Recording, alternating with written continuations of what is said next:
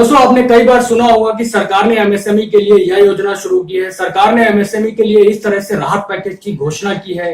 सरकार ने एमएसएमई के लिए टैक्स में छूट की घोषणा की है। दोस्तों आज हम बात करते हैं कि एमएसएमई क्या है और समझते हैं एमएसएमई को डिटेल में। दोस्तों साथ ही हम यह भी बात करेंगे कि अगर आप भी कोई अपना छोटा मोटा कारोबार शुरू करना चाहते हैं तो आप एमएसएमई के तहत सरकार से किस तरह से लाभ उठा सकते हैं। तो चलिए दोस्तों वीडियो को स्टार्ट करते हैं और समझते हैं, बात करते हैं डिटेल में कि एमएसएमई क्या है। दोस्तों वीडियो स्टार्ट करने से पहले मैं आपको अपना नाम बता देता हूं। दोस्तों मैं हूं अतुल, आपका स्वागत करता हूं आपके अपने ही चैनल ओमजी ट्राइड टेक पे। तो चलिए दोस्तों बात करते हैं एमएसएमई के बारे में और जानते हैं कि एमएसएमई क्या है। दोस्तों एमएसएमई की फुल फॉर्म है micro small and medium enterprises. दोस्तों अगर हम इसको हिंदी में परिभाषित करें तो हम इस तरह से कह सकते हैं सूक्ष्म लघु एवं मध्यम उद्योग को एमएसएमई कहते हैं।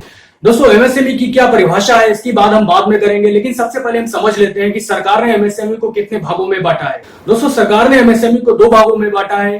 पहला भाग है मैन्युफैक्चरिंग सेक्टर और दूसरा भाग है सर्विस सेक्टर। दोस्तों मैन्युफैक्चरिंग का मतलब है किसी चीज का उत्पादन करना, जैसे कि नाम से ही आपको पता चल रहा होगा कि मैन्युफैक्चरिंग किसे कहते हैं। मैन्युफैक्चरिंग मतलब किसी चीज का उत्पादन करना। जब किसी चीज का उत्पादन होता है यह मैन्युफैक्चरिंग सेक्टर के अंतर्गत आता है। जब हम किसी चीज की सर्विस प्रोवाइड कराते हैं, किसी के लिए काम करते हैं, इसके बदले हम कुछ पैसे लेते हैं, तो यह हमारा सर्विस सेक्टर के अंतर्गत आता है। दोस्तों मैन्युफैक्चरिंग के अंतर्गत बहुत से लघु उद्योग आते हैं, जैसे कि मोमबत्ती बनाना, अगरबत्ती बनाना, वॉशिंग पाउडर बनाना, या फिर कागज के कप प्लेट बनाना, या फिर ब्रेड या टोस्ट बनाना। इस तरह से ये सारे प्रोडक्ट मैन्युफैक्चरिंग के अंतर्गत आते हैं। जब हम किसी के लिए सर्विस प्रोवाइड कराते हैं, जैसे हम किसी कंपनी के लिए एम्प्लॉय प्रोवाइड कराते हैं, या फिर किसी कंपनी में कैंटीन का काम शुरू करते हैं, या फिर हम किसी कंपनी के लिए ट्रैवल एजेंसी प्रोवाइड कराते हैं, ट्रैवल एजेंसी के रूप में काम करते हैं, तो यह हमारी उस कंपनी के लिए सर्विस होती है। दोस्तों ये सब सर्विस सेक्टर के अंतर्गत आता है। तो चलिए दोस्तों अब हम बात कर लेते हैं कि एमएसएमई की परिभाषा क्या है। दोस्तों 2006 में एमएसएमई की स्थापना हुई। इसके बाद 2007 में एमएसएमई के लिए एक अलग मंत्रालय बनाया गया। दोस्तों 2006 में जो एमएसएमई की परिभाषा निर्धारित की गई थी वह कुछ इस प्रकार है। दोस्तों 2006 में micro small and medium category के उद्योग के लिए अलग अलग परिभाषा निर्धारित की गई थी।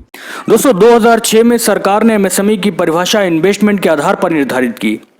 2006 में सरकार द्वारा निर्धारित की गई एमएसएमई की परिभाषा के अनुसार अगर किसी उद्योग में इन्वेस्टमेंट 25 लाख तक का है तो उसको सूक्ष्म उद्योग कैटेगरी में रखा गया।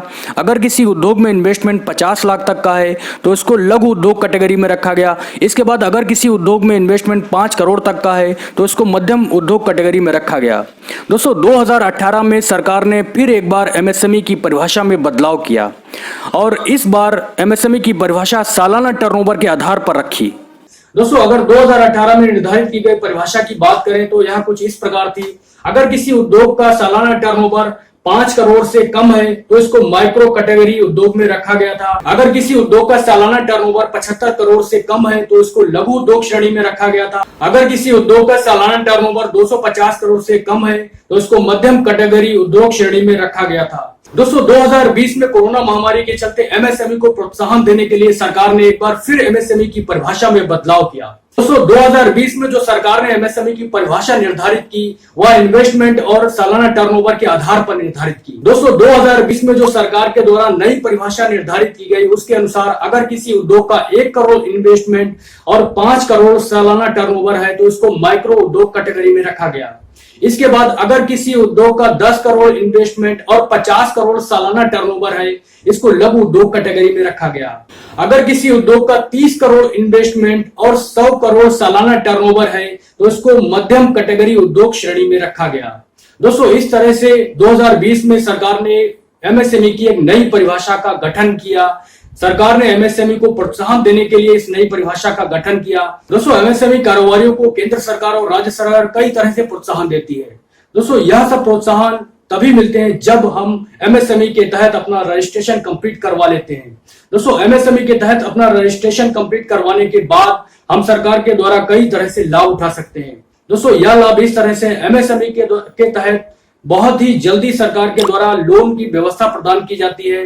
एमएसएमई के द्वारा हमें कम इंटरेस्ट रेट पर लोन प्राप्त होता है। दोस्तों एमएसएमई के तहत हमें पेमेंट प्रोटेक्शन की व्यवस्था भी सरकार के द्वारा प्रदान की जाती है। दोस्तों पेमेंट प्रोटेक्शन हुआ होता है जब सरकार के द्वारा हमारा लोन पास हो जाता है और कोई बैंक लोन देने में देरी करती है, डिले करती है, तो बैंक को उतने दिन का चार्ज देना होता है जितने दिन बैंक लोन देने में देरी करती है। दोस्तों, एमएसएमई के तहत हमें सरकार के द्वारा कोई टेक्निकल सपोर्ट अगर चाहिए तो वह भी मिलता है।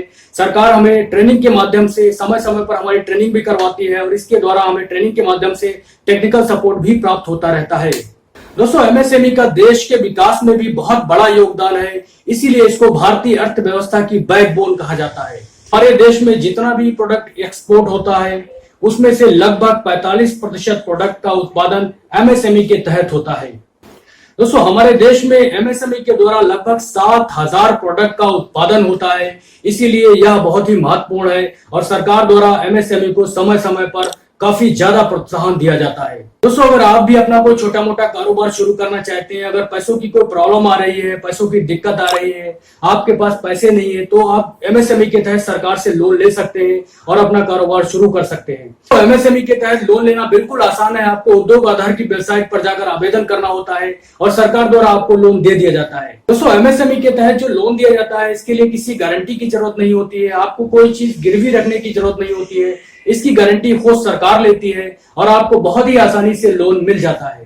तो दोस्तों, आप इस तरह से एमएसएमई के तहत लोन लेकर अपना कारोबार शुरू कर सकते हैं, अपना कोई नया स्टार्टअप कर सकते हैं और उसे स्टैब्लिश भी कर सकते हैं। दोस्तों, इस वीडियो में आपने देखा होगा कि एमएसएमई क्या है, एमएसएमई के क्या क्या लाभ हैं और आपको एमएसएमई के तहत लोन किस तरह से मिल सकता है। दोस्तों, उम्मीद करता हूं वीडियो आपको पसंद आई होगी। अगर वीडियो आपको पसंद आई है तो प्लीज वीडियो को लाइक कीजिए, नीचे दिए गए लाल कलर के बटन को दबा दीजिए, चैनल को सब्सक्राइब कर लीजिए और बेल आइकन के बटन को दबा दीजिए, क्योंकि हम आपके लिए रेगुलर इसी तरह के कंटेंट्स लेकर आते रहते हैं। तो चलिए दोस्तों, मिलते हैं नेक्स्ट टाइम ऐसी ही किसी इंटरेस्टिंग वीडियो में। तब तक के लिए जय हिंद।